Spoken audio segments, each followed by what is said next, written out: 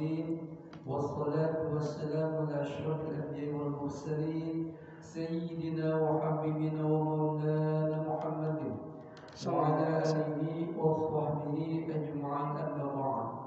Syukur alhamdulillah senantiasa kita panjatkan kehadirat Allah Subhanahu wa taala atas karunia dan nikmatnya, terutama nikmat iman wal Islam, nikmat sehat walafiat, nikmat panjang umur, juga nikmat kesempatan, sehingga pada pagi hari ini kita masih menunaikan kewajiban kita yaitu sholat subuh secara berjamaah yang telah kita laksanakan dan akan kita lanjutkan dengan kajian. Salawat, salam dan lupa kita sanjungkan kepada baginda kita Nabi besar Muhammad sallallahu alaihi wasallam, keluarga, sahabat serta umat Islam yang istiqomah dengan sunnah-sunnahnya. Mudah-mudahan kita dapat mengamalkannya dan dapat bersyafaat yaumil qiyamah nanti. Amin ya rabbal alamin. Jamaah salat subuh yang dirahmati Allah, kita akan lanjutkan kajian kita pada hari ini atau bulan ini di dalam tahun Hijriah dalam masuk bulan Muharram, di mana akan bahas mengenai amalan di bulan Muharram. Pertanyaannya, adakah amalan khusus di bulan Muharram? Mendapati bulan Muharram merupakan kenikmatan tersendiri bagi seorang mukmin, karena bulan ini syarat dengan pahala dan ladang beramal bagi orang yang bersungguh-sungguh dalam mempersiapkan hari esoknya. Hari esok di sini adalah hari akhirat. Memulai awal tahun dengan ketaatan agar pasti dalam langkah dan menatap masa depan dengan optimis. Abu Uthman Ad-Dadi mengatakan adalah para salaf menggabungkan 3 waktu dari 10 hari yang utama. 10 hari terakhir dari bulan Ramadan, 10 hari pertama bulan Zulhijjah, dan 10 hari pertama bulan Muharram. Berikut ini amalan-amalan sunnah yang dianjurkan pada bulan ini. Pertama adalah puasa. Rasulullah SAW bersabda, yang artinya puasa yang paling afdal setelah puasa Ramadan adalah puasa pada bulan Allah, yaitu bulan Muharram. Hadis ini sangat jelas sekali bahwa puasa sunnah yang paling afdal setelah Ramadan adalah puasa pada bulan Muharram. Maksud puasa di sini adalah puasa secara mutlak, yaitu memperbanyak puasa sunnah pada bulan ini, utamanya ketika hari Asyura tanggal 10 Muharram, yang insya Allah jatuh pada tanggal hari Jumat, yaitu tanggal 28 Juli 2023 atau 10 Muharram 1445 Hijriah. Sebagaimana nanti akan dibahas lebih jelas lagi dalam kajian berikutnya. Namun akan tetapi perlu diingat, tidak boleh berpuasa pada seluruh hari bulan Muharram, karena Rasulullah SAW tidak pernah berpuasa sebulan penuh kecuali pada bulan Ramadan saja. Syekhul Islam Ibnu Taimiyah berkata, yang artinya ini adalah puasa yang paling afdal bagi orang yang hanya berpuasa pada bulan ini saja. Sedangkan bagi yang terbiasa berpuasa terus pada bulan lainnya, yang afdal adalah puasa Daud. Selanjutnya yang kedua, memperbanyak amalan soleh. Sebagaimana perbuatan dosa pada bulan ini akan dibalas dengan dosa yang besar, maka begitu pula perbuatan baik bagi yang beramal soleh pada bulan ini akan menuai pahala yang besar sebagai kasih sayang dan kemurahan Allah kepada hamba-Nya. Ini adalah keutamaan yang besar. Kebaikan yang banyak tidak bisa dikiaskan. Sesungguhnya Allah adalah pemberi hikmat, pemberi kekuatan, pemberi keutamaan sesuai kehendaknya, dan kepada siapa saja yang dikehendaki tidak ada yang dapat menentang hukumnya dan tidak ada yang dapat menolak keutamaannya. Yang ketiga yaitu taubat. Taubat adalah kembali kepada Allah dari perkara yang dia benci secara lahir dan batin menuju kepada perkara yang dia senangi. Menyesal atas dosa yang telah lalu meninggalkannya seketika itu juga dan bertekad untuk tidak mengulanginya kembali. Taubat adalah tugas seumur hidup. Maka kewajiban bagi seorang muslim apabila terjatuh dalam dosa dan maksiat untuk segera bertobat, tidak menunda-nundanya, karena dia tidak tahu kapan kematian akan menjemput. Dan juga perbuatan jelek biasanya akan mendorong untuk mengerjakan perbuatan jelek yang lain. Apabila berbuat maksiat pada hari dan waktu yang penuh keutamaan,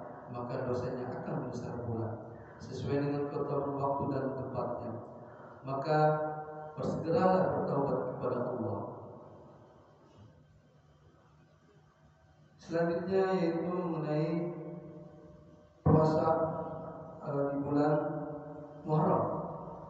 Puasa di bulan Muharram ini bulan pertama di kalender Hijriah. Bulan ini disebut oleh Nabi Muhammad SAW sebagai Syahrullah, bulannya Allah. Tentunya bulan ini memiliki keutamaan yang sangat besar. Di zaman dahulu, sebelum datangnya Nabi Muhammad SAW, bulan ini bukanlah dinamakan bulan Muharram, tetapi dinamakan bulan Syawal al-Awal. Sedangkan bulan Syawal dinamakan Syawal al-Thani. Setelah datangnya Islam, kemudian bulan ini dinamakan bulan Muharram. Al-Muharram di dalam bahasa Arab artinya adalah waktu yang diharamkan.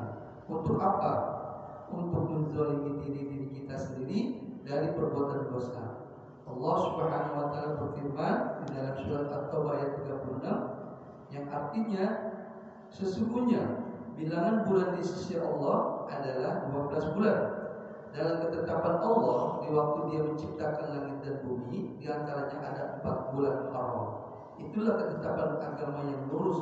Maka janganlah kamu menganiaya diri kamu di keempat bulan itu. Kemudian diriwayatkan dari Abu Bakar radhiyallahu bahwa Nabi SAW bersabda, yang artinya setahun terdiri dari 12 bulan. Di antaranya ada 4 bulan haram yang 3 berurutan, yaitu bulan Dzulqa'dah, Dzulhijjah, dan Al-Muharram, serta di luar dari 3 yang berurutan yaitu bulan Rajab yang terletak antara Jumadha dan Sya'ban. Pada ayat di atas Allah Subhanahu wa taala berfirman, janganlah kalian menzalimi diri kalian di dalamnya, karena berbuat dosa pada bulan-bulan haram ini lebih berbahaya daripada di bulan-bulan lainnya. Qatadah rahimahullah pernah berkata yang artinya sesungguhnya berbuat kezaliman pada bulan-bulan haram lebih besar kesalahan dan dosanya daripada berbuat kezaliman di selain bulan-bulan tersebut. Meskipun berbuat zalim pada setiap keadaan bernilai besar, tapi Allah membesarkan segala urusannya sesuai apa yang dikehendakinya. Ibnu Abbas radhiyallahu anhu berkata, kemudian Allah menjadikan bulan-bulan haram, membesarkan hal-hal yang diharamkan di dalamnya, dan menjadikan perbuatan dosa di dalamnya lebih besar, dan menjadikan amalan saleh dan pahala pun juga lebih besar. Keutamaan berpuasa di bulan Muharram, hadis di atas menunjukkan disunahkannya berpuasa selama sebulan penuh di bulan Muharram atau sebagian besar di bulan Muharram. Jika demikian, mengapa Rasulullah SAW tidak berpuasa sebanyak puasa beliau di bulan Sya'ban? Para ulama memberikan penjelasan bahwa kemungkinan besar Rasulullah SAW tidak mengetahui keutamaan bulan Muharram tersebut kecuali di akhir umurnya, atau karena pada saat itu Rasulullah SAW memiliki banyak uzur seperti safar, perjalanan, sakit, atau keadaan lainnya. Lalu keutamaan berpuasa di Asyura atau 10 Muharram. Di bulan Muharram, berpuasa Asyura tanggal 10 Muharram sangat ditekankan karena Rasulullah SAW bersabda yang artinya, dan puasa di hari Asyura saya berharap kepada Allah agar dapat menghapuskan dosa setahun yang lalu. Ternyata puasa Asyura adalah puasa yang telah dikenal oleh orang-orang Quraisy sebelum datangnya Rasulullah SAW. Mereka pun juga berpuasa pada hari tersebut. Aisyah radhiyallahu anha berkata, yang artinya dulu hari Asyura orang-orang Quraisy mempuasainya di masa jahiliyah. Rasulullah SAW juga mempuasainya. Ketika beliau pindah ke Madinah, beliau mempuasainya dan menyuruh orang-orang untuk berpuasa. Ketika diwajibkan puasa Ramadan, beliau meninggalkan puasa Asyura. Barang siapa yang ingin maka silakan berpuasa, barang siapa yang tidak ingin maka silakan meninggalkannya.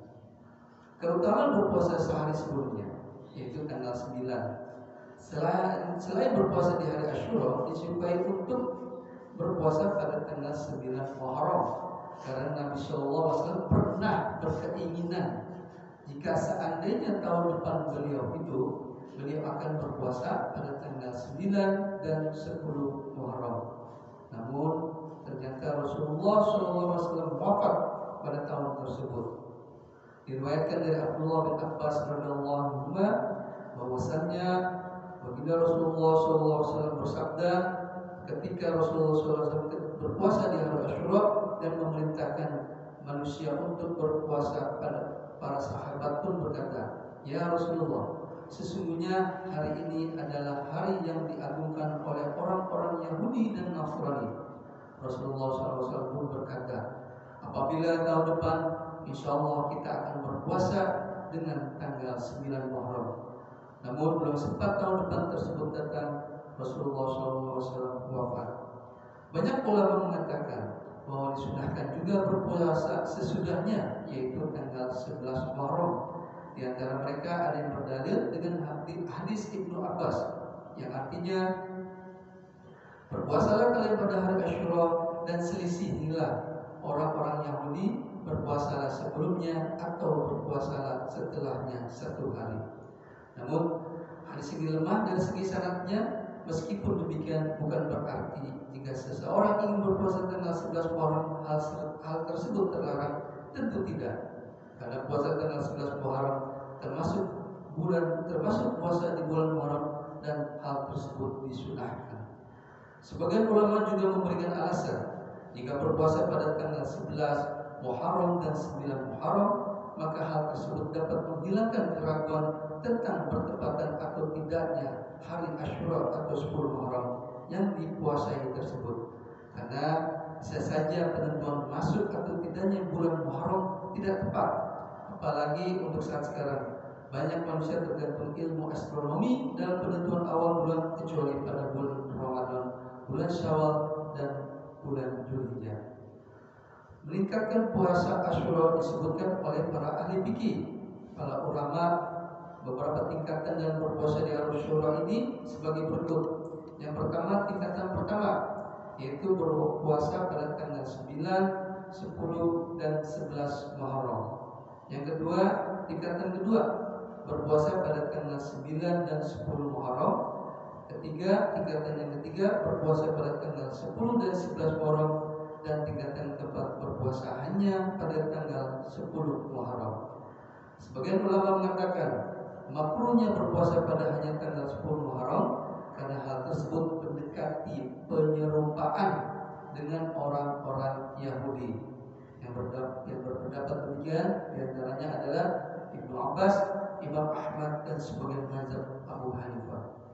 Allahu a'lam. Pendapat yang kuat tidak mengapa berpuasa hanya pada tanggal 10 Muharram, karena seperti itulah yang pernah dilakukan oleh Rasulullah SAW selama beliau hidup. Hari Asyura hari bergembira atau hari bersedih. Kaum muslimin mengerjakan puasa sunnah pada hari ini, sedangkan banyak di kalangan manusia memperingati hari ini dengan kesedihan. Ada juga yang memperingati hari ini dengan bergembira, dengan berlapang-lapang dalam menyediakan makanan dan lainnya. Kedua hal tersebut salah. Orang-orang yang memperingati dengan kesedihan, maka orang tersebut layaknya aliran Syiah yang memperingati hari wafatnya Husain bin Ali bin Abi Thalib, cucu Rasulullah SAW. Husain radhiyallahu anhu terbunuh di Karbala oleh orang-orang yang mengaku mendukungnya. Kemudian orang-orang Syiah pun menjadikannya sebagai hari penyesalan dan kesedihan atas meninggalnya Husain. Di Iran, yaitu pusat penyebaran Syiah saat ini, merupakan suatu pemandangan yang wajar. Kaum lelaki melukai kepala dengan pisau mereka hingga memunculkan darah. Begitu pula dengan kaum wanita, mereka melukai punggung mereka dengan benda-benda tajam. Begitu pula menjadi pemandangan yang wajar, mereka menangis dan memukul wajah mereka sebagai lambang kesedihan mereka atas terbunuhnya Husain radhiyallahu anhu. Padahal Rasulullah SAW pernah bersabda yang artinya, "Bukan termasuk golonganku orang yang menampar-nampar pipinya, merobek-robek baju dan berteriak-teriak seperti teriakan orang-orang yang di masa jahiliyah." Kalau dipikir mengapa mereka tidak melakukan hal sama di hari meninggalnya Ali bin Abi Thalib, padahal beliau juga wafat terbunuh. Di antara manusia juga ada yang memperingati dengan gembira. Mereka dengan sengaja memasak dan menyediakan makanan lebih, memberikan nafkah lebih, dan bergembira layaknya Idul Fitri. mereka berdalil dengan hadis yang dhaif, itu lemah, yang artinya barang siapa yang berlapang-lapang kepada keluarganya di hari Asyura, maka Allah akan melapangkan sepanjang tahun tersebut. Perlu diketahui, merayakan hari Asyura dengan seperti ini adalah bentuk penyerupaan dengan orang-orang Yahudi. Mereka bergembira pada hari ini dan menjadikan sebagai hari raya. Demikianlah sedikit pembahasan tentang bulan Muharram dan keutamaan berpuasa di dalamnya. Mudah-mudahan kita bisa mengawali tahun baru Islam ini dengan ketaatan, dan mudah-mudahan apa yang disampaikan ini bermanfaat bagi kita semua, terutama bagi saya pribadi. Dan perlu diketahui bahwa insya Allah dalam rangka menyambut bulan Muharram ini, Mushola Al-Ikhlas mengadakan Gemar Muharram yang akan diadakan pada hari Sabtu tanggal 29 Juli 2023 atau bertepatan dengan 11 Muharram 1445 Hijriah. Pada para kaum muslimin dan muslimat, mohon kehadirannya untuk bisa mengikuti program atau menyambut bulan Muharram. Dan juga kegiatan di Mushola Al-Ikhlas ini diawali dengan sebelumnya itu awal Ramadan yang diikuti oleh anak-anak bertepatan pada tanggal 1 Muharram, dan juga pada Sabtu siangnya di Majelis Kaum Ibu juga akan diadakan santunan anak yatim. Jadi alhamdulillah dalam menyambut bulan Ramadan Muharram ini, kegiatan di Mushola Al-Ikhlas berjalan walaupun dalam kondisi semuanya atas dasar keikhlasan, dan tentunya ini bagian dari dakwah dan syiar kita kepada masyarakat sekelilingnya. Dan mudah-mudahan ini dapat kita amalkan, terutama tadi pembahasan mengenai puasa. Silakan kepada para jamaah sekalian yang ingin berpuasa, besok hari Kamis itu adalah, kalau menurut tanggal adalah tanggal 9 Muharram, Jumatnya tanggal 10 Muharram, dan tanggal 11-nya yaitu hari Sabtu.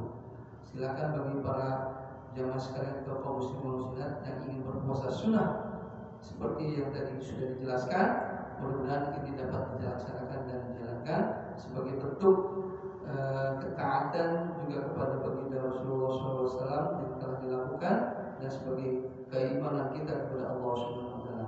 Demikian yang dapat kami sampaikan. Mudah-mudahan ini sangat bermanfaat, dan tentunya semoga kita senantiasa istiqomah di dalam menjalankan perintahnya dan menjauhi segala larangan Allah Subhanahu Wa Taala sesuai dengan tuntunan baginda Nabi Muhammad SAW.